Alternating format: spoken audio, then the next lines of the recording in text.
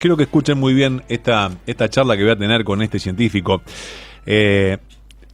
No solamente como consecuencia de cambio climático que tanto se habla y también uno le viene dando relevancia hace tantos años, y hay un alarmante retroceso en nuestro glaciar Perito Moreno, y estudian si es una tendencia irreversible. Recuerden que el glaciar Perito Moreno es considerada una de las 8 maravillas del mundo, principalmente uno de los reservorios más grandes de agua del mundo, 17.000 metros cuadrados de extensión, allí en la provincia de Chubut, precisamente en el Calafate, en el Parque Los Glaciares.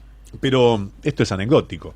Lo preocupante es lo que acabo de mencionar, ¿no? Esta tendencia, si es irreversible, en un retroceso alarmante, producto del cambio climático. Estoy en contacto con Lucas Ruiz. Lucas Ruiz es glaciólogo, investigador del Instituto Argentino de Nivología y Glaciología de la Argentina, y también es del CONICET. Lucas, buenas tardes. Sebastián Chapiro te saluda aquí en Duplex, en el EU2 de Bahía Blanca. Gracias por atenderme. ¿Cómo va? ¿Qué tal? Buenas tardes. Un gusto estar hoy con ustedes. El gusto es mío. Bueno, Lucas, ¿qué está pasando con el glaciar Perito Moreno?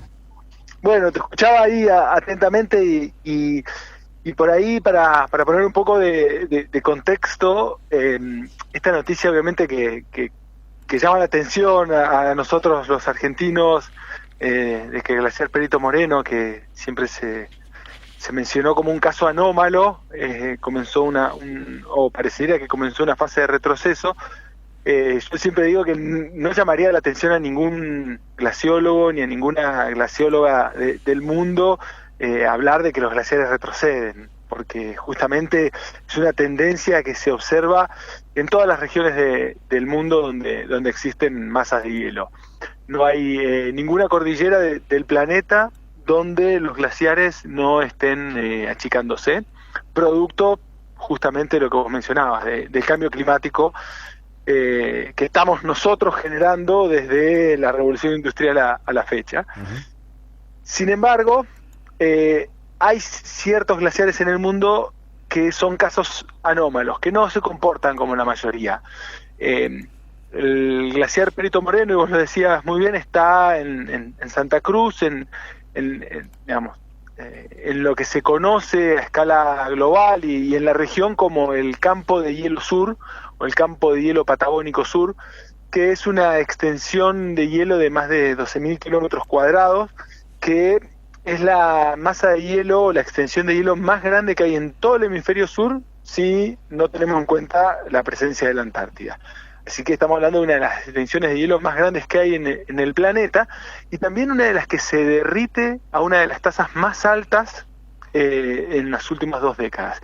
Si contabilizamos a qué velocidad se están derritiendo los glaciares en el mundo, vamos a observar que justamente la zona del Campo de Hielo Sur es una de estas zonas donde los glaciares están derritiendo una de las tasas más altas, mientras que el Perito Moreno, que está en esa región, que es parte del Campo de Hielo Sur, durante los últimos 100 años prácticamente no ha cambiado su forma.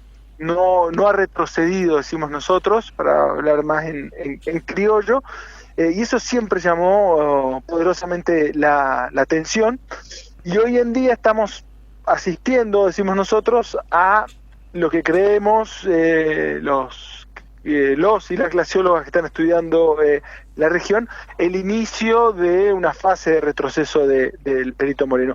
Pero vuelvo sobre lo mismo, es el inicio, no estamos viendo un retroceso generalizado y alarmante del Perito Moreno, sino parecería que estamos contemplando los primeros momentos de ese retroceso. Uh-huh. Estos retrocesos, desde el punto de vista de tu expertise como glaciólogo e investigador, ¿tienen un retroceso normal de acuerdo a los tiempos que se vienen registrando últimamente, o los factores climáticos hacen que se avancen un poquitito más en los desprendimientos y también el derretimiento?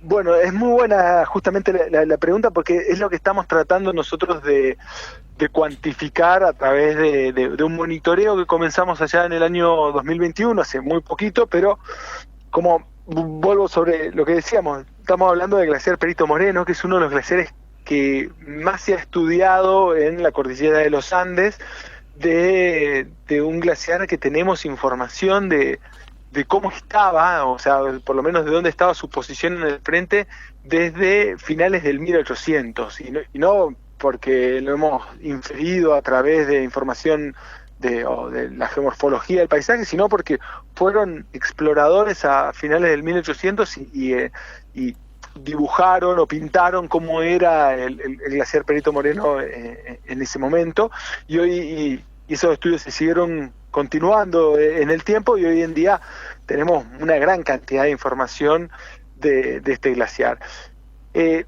Lo que hemos podido observar y lo que hemos podido registrar en nuestras investigaciones es que el glaciar efectivamente ha estado entre un equilibrio y una ganancia de masa en las últimas décadas.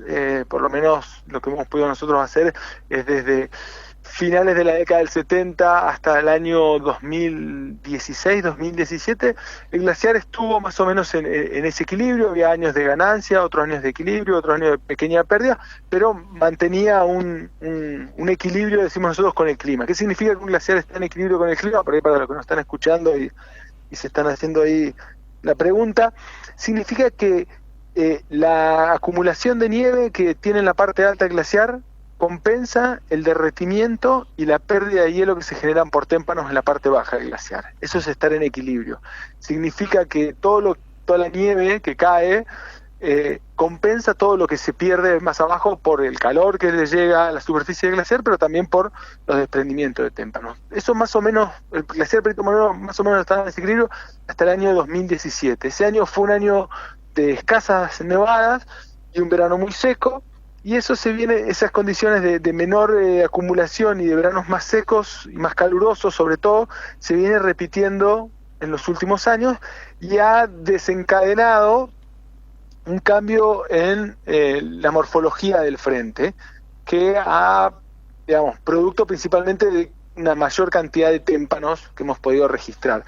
No en sí el témpano, el bloque de hielo, sino la cantidad de masa que se pierde por el frente del glaciar. ¿Cuáles son las composiciones, y quiero para que cuentes a la gente y nos ilustres un poquito las composiciones que tienen este tipo de glaciares y cómo es su desprendimiento? Porque dicen, ¿no?, de la ladera norte, de la ladera sur, o del lado de la pared de tal lugar, los macizos centrales. Bueno, desde el punto de vista del estudio que ustedes hacen desde el todo, ¿cómo los clasifican? Bueno, el glaciar Perito Moreno es un glaciar gigantesco, tiene más de 250 kilómetros cuadrados de superficie, es de los grandes que tenemos en el país y en la cordillera de los Andes también, y como todos los glaciares de esta magnitud son complejos en su morfología. Tiene una zona de acumulación donde nace el glaciar, donde la nieve se transforma en hielo, que es la parte más alta del glaciar, y de ahí nace lo que se conoce como la lengua del glaciar. Tenemos una parte alta que es principalmente nieve, y esa nieve por compactación se transforma en hielo, después comienza a fluir y se forma lo que se conoce como la lengua principal del glaciar, que es el valle que se ve tan bonito cubierto de hielo desde las pasarelas.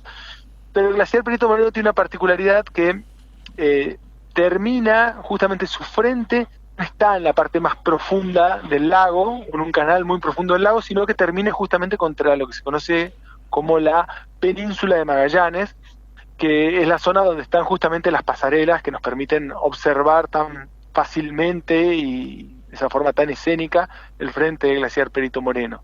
Entonces el glaciar en ese lugar tiene como una especie de tapón al flujo, frena el flujo del hielo, y eso permite al glaciar, es uno de los factores por los cuales el glaciar se mantuvo tanto tiempo en equilibrio, porque decimos nosotros, el flujo del glaciar ahí está inhibido, entonces también la cantidad de masa que pierde por desprendimiento de témpanos también está inhibida.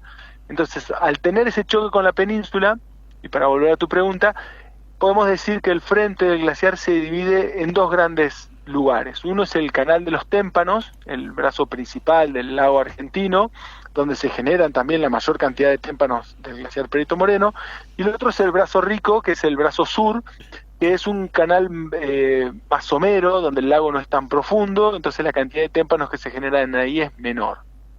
Y lo que hemos observado en los últimos años, sobre todo desde el año 2020, es que en las márgenes norte y las márgenes sur, es decir, la costa más al norte del Canal de los Témpanos y la más al sur del Brazo Rico, el glaciar comenzó una fase de retroceso que se ha mantenido a velocidades relativamente altas, a más de 300 metros por año de retroceso, y en nuestro modelo conceptual que hemos generado a través de las investigaciones que hemos hecho y las observaciones, eso está reflejando justamente esta pérdida de masa, principalmente por una menor acumulación y un mayor derretimiento del glaciar. Tal cual. Cuando la gente elige ir al Perito Moreno, y ya desde el punto de vista científico y turístico, aparte de ver eso desde las pasarelas, ¿a qué hay que estar atento? Bueno, por un lado hay muchísimas cosas para ver en el Parque Nacional. Es el segundo parque nacional en extensión, y obviamente la principal atracción son los glaciares, no solo el Perito Moreno, sino el glaciar Uppsala, el glaciar Viedma y otros pequeños glaciares que hay en la región, pero también es un lugar donde yo siempre digo lo mismo: el hombre llegó tarde, ¿no? Por suerte. Entonces todo el desarrollo del siglo anterior, que fue por ahí un desarrollo muy a costa de la naturaleza, pensando como la naturaleza como un recurso infinito, donde siempre íbamos a poder proveernos de recursos, donde hemos dilapidado una gran cantidad de la fauna y de la flora en otras regiones. En esa región, por suerte, llegamos relativamente tarde, entonces hoy en día es una de estas lugares tan hermosos donde, por ejemplo, se puede ver la fauna autóctona. Los zorros están ahí presentes, los pumas están presentes, los huemules, estos ciervos andinos pequeños, también están presentes. Así que es una zona de una riqueza paisajística y faunística impresionante, que si bien el puma, los zorros o los huemules habitan en otras regiones de la cordillera, son mucho más difíciles de ver, justamente por la presencia del hombre ha estado durante mucho más tiempo en otros lugares que en este. Así que vale la pena ir a conocer, y por ahí van a tener la suerte de ver un puma caminar entre los témpanos, o de uno de estos hermosos ciervos como los huemules tomando agua en el río. Ahí está. Lucas, te agradezco infinitamente que me hayas atendido por estos conceptos tan esclarecedores, y para conocer un poquitito de cómo viene esta historia, que es algo común, el retroceso de los glaciares y el tema también climatológico que juega su partido en los tiempos. Gracias por atenderme y felicitaciones por elegir esto tan lindo que es ocuparse de nuestra naturaleza y de los glaciares en general. Bueno, muchas gracias por el contacto, y como siempre estamos desde, tanto del instituto, que es un instituto que depende del CONICET, como también de otros investigadores que hay en el instituto, y de la gran mayoría de los investigadores del CONICET, siempre está la puerta abierta o el teléfono disponible para responder consultas, y sobre todo para llevar a la ciudadanía la información que se genera, el conocimiento que se genera a través de CONICET. Lucas, un abrazo a la distancia. Gracias por atenderme. Un abrazo. Abrazo. Lucas Chao. Ruiz es glaciólogo, investigador del Instituto Argentino de Nivología y Glaciología de la Argentina, y también investigador del CONICET.